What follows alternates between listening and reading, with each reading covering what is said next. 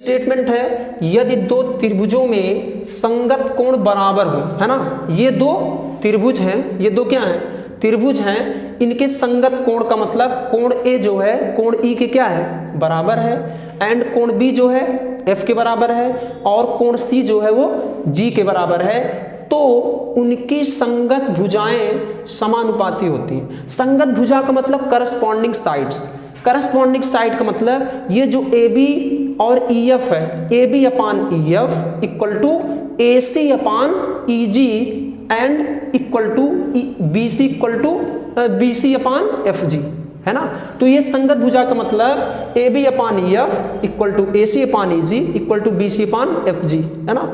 ये हमें क्या करना है, प्रूफ करना है। स्टेटमेंट फिर से देखेंगे, यदि दो त्रिभुजों में, दो त्रिभुज हैं, उनके संगत कोण बराबर हो, संगत कोण क्या है, बराबर है, तो उनकी संगत भुजाएं, उनकी संगत भुजा का मतलब इन त्रिभुजों की संगत भुजाएं क्या होती हैं, समानुपाती होती है, यानी कि प्रोपोर्शनल में होती हैं, इसलिए ये त्रिभुज क्या होते हैं, समरूप होते हैं। समरूप की प्रॉपर्टी क्या होती है कि दो त्रिभुज समरूप तभी होंगे जब उस त्रिभुज के, उन त्रिभुजों के जो कोण हैं, संगत कोण जो हैं वो आपस में बराबर हैं, और उनकी संगत भुजाएं जो हैं वो क्या है, सेम प्रोपोर्शनल में है। ठीक है, तो यहाँ पर सिद्ध करना है, ये दिया है। रचना यानी कि हमको कंस्ट्रक्शन क्या करना है, कंस्ट्रक्शन में ये करना है कि ये जो देखो, एक होता है सर्वांगसम, एक होता समरूप, यानी कि सिमिलर एंड क्या, कॉन्ग्रुएंस। ठीक है, तो हम यहाँ सिमिलर पढ़ रहे हैं ना, यहाँ हम सिमिलर पढ़ रहे हैं, समरूप पढ़ रहे हैं। तो सिमिलर में जो शेप होता है सेम हो, साइज का कोई फर्क नहीं पड़ता है, साइज जो है सेम भी हो सकता है, डिफरेंट भी हो सकता है, इसलिए दोनों ट्रायंगल जो है डिफरेंट साइज का लिया गया है। तो ये जो बड़ा वाला ट्रायंगल है, इसकी दो भुजा ई एफ और ई जी, ई एफ और ई जी, ई एफ को मैंने ऐसा काटा कि ई एफ को मैंने इस प्रकार कट किया ताकि ए बी के बराबर हो जाए ई पी, यानी कि इस साइड को मैंने ऐसा काटा ताकि ये जो ई पी है वो ए बी के इक्वल हो जाए, है ना, एंड इस साइड को मैंने ऐसा काटा ताकि ये जो ई क्यू है वो ए सी के क्या हो जाए, इक्वल हो जाए। तो एक रचना किया गया है, भुजा ई एफ और ई जी को इस प्रकार कट किया कि A B equal to E P, A B equal to E P and A C equal to E Q, है ना। अब मुझे प्रूफ करना है, प्रूफ करना है ये, इसकी पहले स्टोरी क्लियर करेंगे कि मुझे किस रूट से चलना है। ठीक है, देखो सबसे पहले हम करेंगे क्या, ये जो ट्रायंगल ए बी सी है and triangle E P Q है ना, A B C E P Q, इन दोनों त्रिभुजों को हम सर्वांगसम प्रूफ करेंगे, है ना, यानी कि कॉन्ग्रुएंस प्रूफ करेंगे। कॉन्ग्रुएंस क्यों करेंगे, कॉन्ग्रुएंस लगाएंगे तो हम देखो इस पी क्यू के पैरेलल मुझे एफ जी चाहिए, अगर पी क्यू के पैरेलल एफ जी आ जाए, है ना, तो इस ट्रायंगल में हम बीपीटी थ्योरम यूज कर सकते हैं। जैसे अगर ये पी क्यू जो है इस एफ जी के पैरेलल आ जाए, समांतर आ जाए, तो हम इसमें बीपीटी थ्योरम यूज कर सकते हैं, है ना। तो हमको क्या करना पड़ेगा, इस दोनों एंगल को आपस में इक्वल करना पड़ेगा, है ना। अगर ये दोनों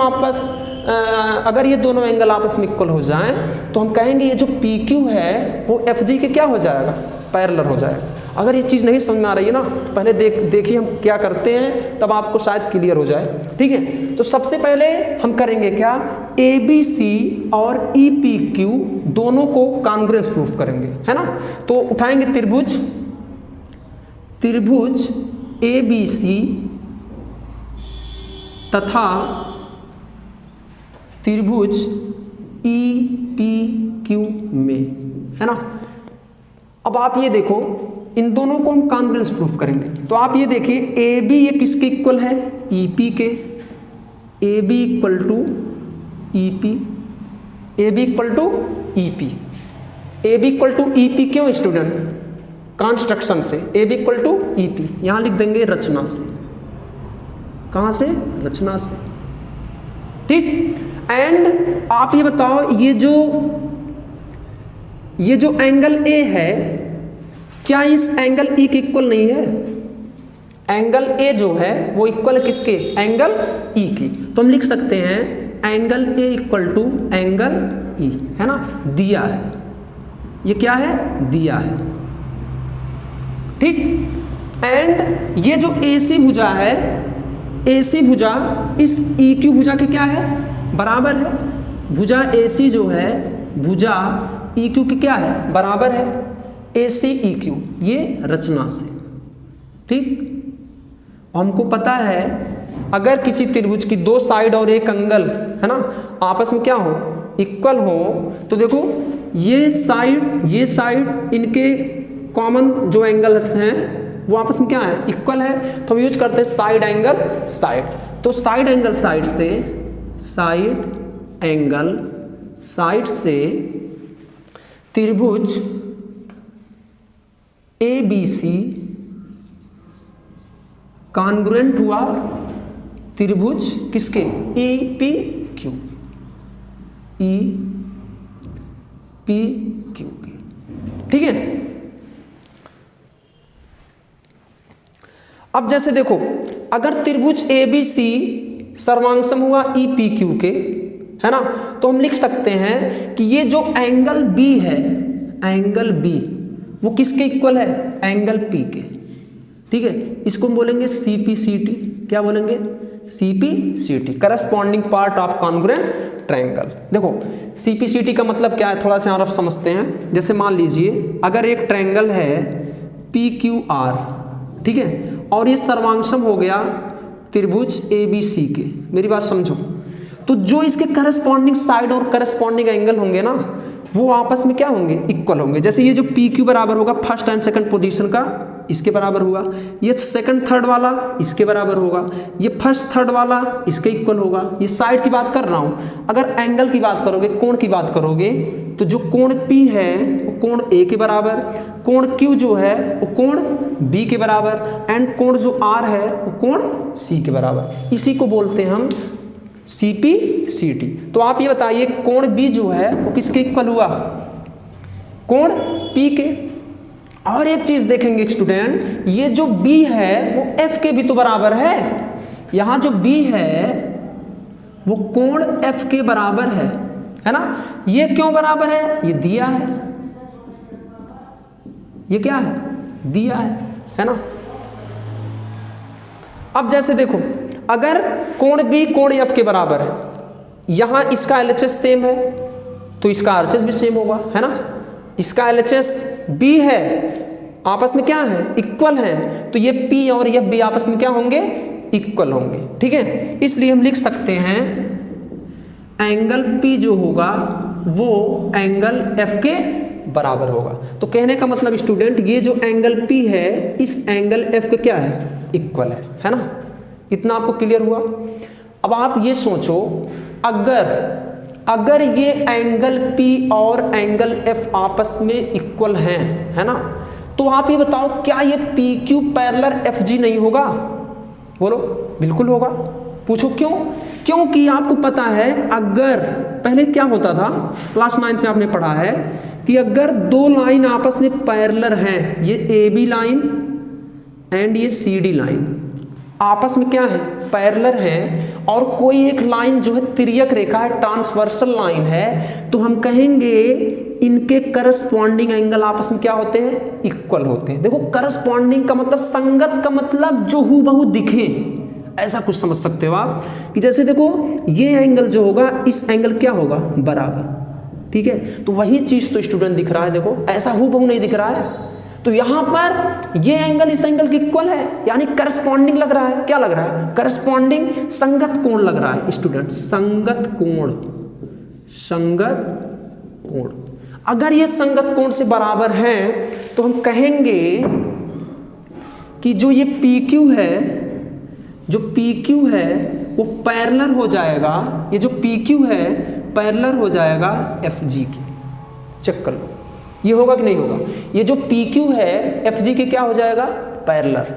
अब आप ये सोचो अगर किसी त्रिभुज, BPT क्या कहता है, जो BPT थ्योरम है, बेसिक प्रोपोर्शनैलिटी थ्योरम, है ना, वो क्या कहता है कि अगर किसी त्रिभुज की दो भुजा पर, है ना, कोई लाइन खींची जाए, है ना, कोई लाइन क्या कर दी जाए, खींची जाए तीसरी भुजा के समांतर, तो तो ये आपस में समानुपाती होती हैं। कहने का मतलब अगर ये लाइन इसके पैरेलल हो गया तो हम लिख सकते, फिर से जैसे आप पढ़े हो, ये ABC है, ठीक है, और ये जो है EF जो है इसके क्या है, पैरेलल है। EF जो है BC के क्या है, पैरेलल है। तो हम लिख सकते हैं AE अपान EB बराबर AF अपान FC, है ना।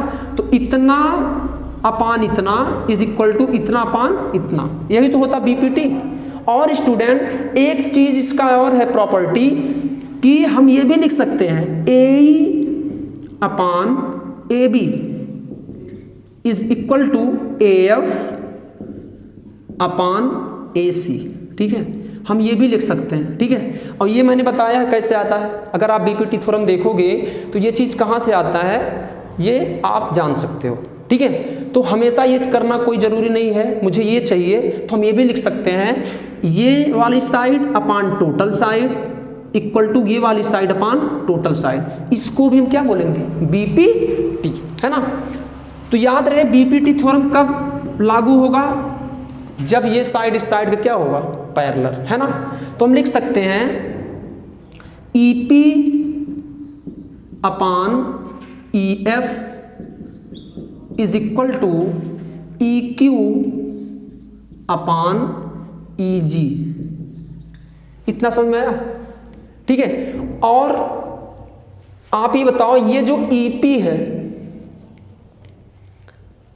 EP किसके इक्वल है, AB के। तो यहां मैं लिख सकता हूं AB upon EF equal to EQ किसके बराबर है, AC के। तो लिख देंगे AC अपान EG, है ना। तो यहां लिख सकते हैं क्योंकि AB किसके इक्वल है, AB किसके इक्वल है, AB जो है EP के इक्वल है, एंड EQ जो है AC के इक्वल है, AC किसके इक्वल है, EQ के, ठीक है। ये आप कंडीशन बना सकते हो, ठीक है। तो यहां से आपका आ गया AB upon EF equal to AC upon EG। आप ये देखो student, AB upon EF equal to AC upon EG, यानी कि ये दो साइड आपस में प्रोपोर्शनल हो गई, समानुपाती हो गई। अगर आप इनमें से इन तीनों साइडों में से इसको इसके प्रोपोर्शनल कर दो या इसको इसके प्रोपोर्शनल कर दो, तो आप ये बताओ क्या तीनों साइड आपस में प्रोपोर्शनल नहीं हो जाएगा, हो जाएगा।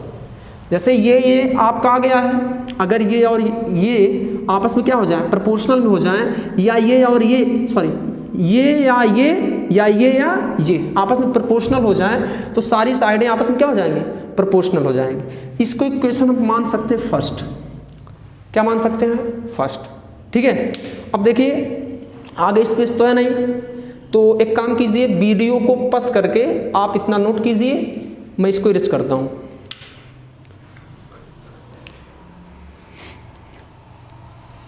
ठीक,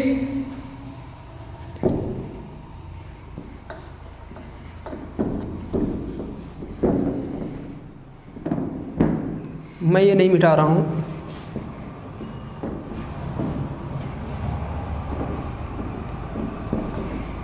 चलो मैं ये चीज़ स्टूडेंट यहाँ पे लिख रहा हूँ एक बार, ताकि आपको समझने में प्रॉब्लम ना हो। AB upon EF equal to AC upon EG, है ना।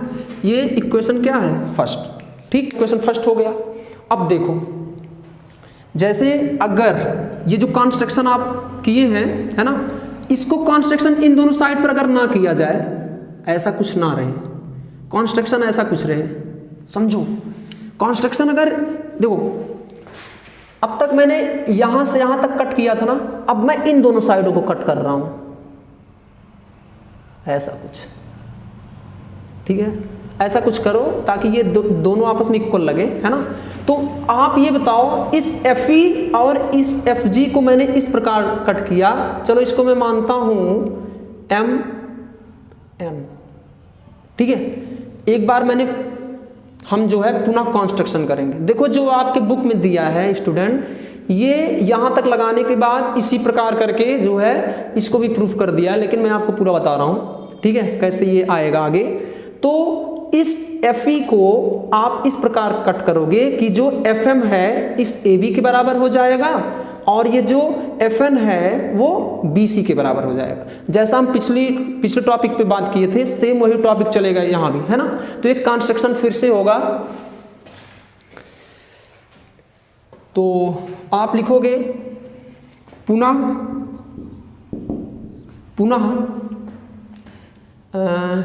EF और FG को इस प्रकार काटा कि, ठीक है, AB इक्वल टू क्या हो जाए, AB जो है वो MF के बराबर हो जाए, MF के इक्वल हो जाए, एंड ये जो BC है, BC जो है वो FN के इक्वल हो जाए, ठीक है। उसमें देखो इसके बाद कंस्ट्रक्शन के बाद हम लोग क्या किए थे, दोनों के कॉन्ग्रुएंस प्रूफ किए थे, यानी कि क्या बोलते हैं कॉन्ग्रुएंस को, सर्वांगसम प्रूफ किए थे, है ना। और इसमें अब इन दोनों को हम क्या करेंगे, सर्वांगसम प्रूफ करेंगे। तो त्रिभुज उठाएंगे, त्रिभुज ABC और त्रिभुज देखो ABC MFN में, है ना।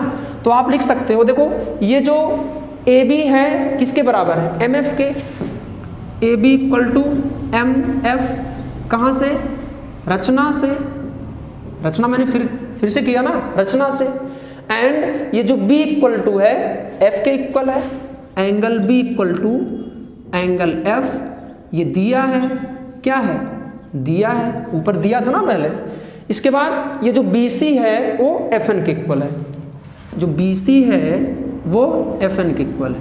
क्यों है इक्वल, ये भी रचना से, ठीक है। तो हम कह सकते हैं त्रिभुज ABC सर्वांगसम त्रिभुज MFN, ये हुआ साइड एंगल साइड से, इतना क्लियर हुआ। इसके बाद हम लिख सकते हैं एंगल A जो है एंगल M के इक्वल हो जाएगा, है ना। ये जो एंगल A जो है वो एंगल M के इक्वल, कैसे, CPCT, A equal to M, इसको हम लिखेंगे CPCT, ठीक है। अगर A इक्वल टू M हो गया, A इक्वल टू M, क्या एंगल A जो है वो एंगल E के इक्वल नहीं था, ये दिया था, ये दिया है ना। तो A equal to M, A equal to E, ठीक है। अब अगर LHS सेम है तो इसका RHS भी क्या होगा, सेम होगा, इसलिए हम राइट कर सकते हैं angle M equal to angle E, angle M equal to angle E। तो स्टूडेंट ये जो एंगल M है वो एंगल E के क्या है, इक्वल है ना। अब आप ये बताओ M और E क्या करस्पॉन्डिंग एंगल्स इक्वल नहीं है, इसी को तो संगत कोण बोलते हैं, इसी को बोला जाता है संगत कोण, संगत कोण, है ना। अगर ये संगत कोण से इक्वल हैं तो हम कहेंगे MN साइड जो है वो EG के पैरेलल है, जो MN है वो पैरेलल है CG के, ठीक। अगर ये CG के पैरेलल हो गया, अगर ये CG के पैरेलल हो गया तो हम लिख सकते हैं FN upon FG equal to FM, ये वाली side equal to upon FE, ठीक। इतना क्लियर हुआ। अब आप ये बताओ ये जो FN है, FN किसके इक्वल है, BC के, तो हम लिख सकते हैं इसको बोलेंगे BPT। तो ये जो FN इक्वल है किसके इक्वल है, BC के, तो हो जाएगा BC upon FG is equal to FM किसके इक्वल है, FM यानी AB के इक्वल है, AB अपान FE, ये इक्वेशन हो गया सेकंड, ठीक है। आप ये बताओ AB अपान EF किसके इक्वल था पहले, AC अपान EG के, और यही AB अपान EF जो है BC अपान FG के भी इक्वल है। कहने का मतलब ये जो है एक बार इसके इक्वल हुआ और यही जो है एक बार इसके इक्वल हुआ, तो हम कहेंगे तीनों आपस में क्या है, इक्वल है। तो समीकरण 1 व 2 से हम कह सकते हैं AB upon EF is equal to AC upon EG is equal to BC upon FG। Clear हुआ स्टूडेंट? तो कहने का मतलब ये है, अगर किसी त्रिभुज में, दो त्रिभुज में संगत कोण आपस में बराबर हैं तो उनकी संगत भुजाएं आपस में समानुपाती होती हैं, तब जाके ये त्रिभुज क्या होता है, समरूप होता है। समरूप की प्रॉपर्टी आपने पढ़ा था कि त्रिभुज समरूप तभी होगा जब इसके कोण जो है संगत कोण आपस में बराबर होंगे और इसकी संगत भुजाएं आपस में समानुपाती होंगी, तब जाके ये त्रिभुज क्या होगा, समरूप होगा। क्लियर हुआ स्टूडेंट?